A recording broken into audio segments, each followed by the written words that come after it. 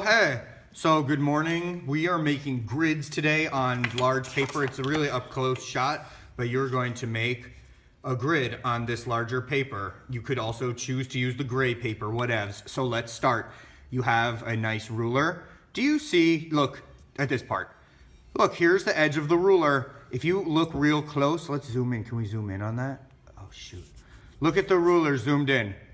Ooh, the zero starts not at the edge, but actually at this little line. So let's unzoom. Okay. Here's our paper. Let's start at the top. We're gonna try to line it up and be as even as possible. The same distance here as here. Okay. Do you see that it is at zero? We're so lucky to have these crystal clear rulers. We are going to make little lines every 1.5 inches. So here's 1.5 inches. What is 1.5 inches plus 1.5 inches? Excellent, you're right, yeah, 3. I heard you try to say 3.5, but that would be wrong. 3 plus 1.5 inches, let's see.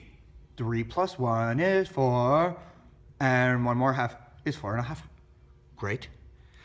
4.5 plus 1.5. I don't know, 5.5 plus a half. 6. 7.5.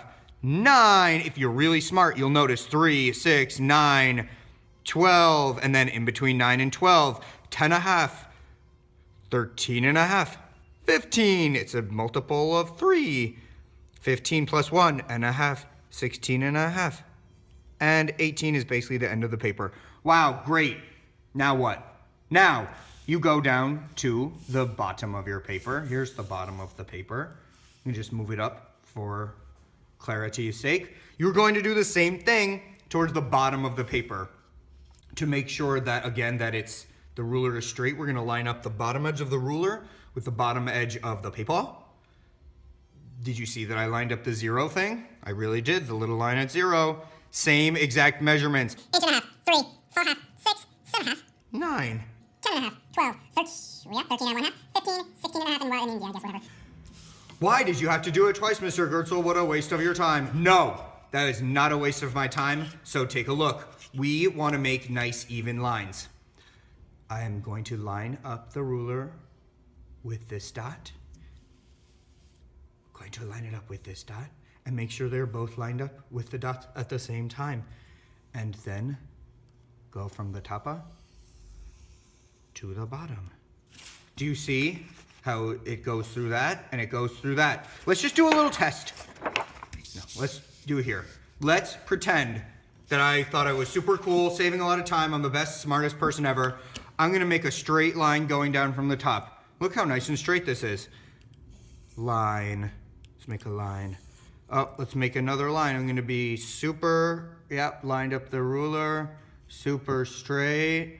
Okay, great, wonderful. Line up one more time, super straight. Doesn't that look so straight and parallel? If you really look at it though, it doesn't line up with these other little lines down here. This is actually the wonkiest line on the whole paper.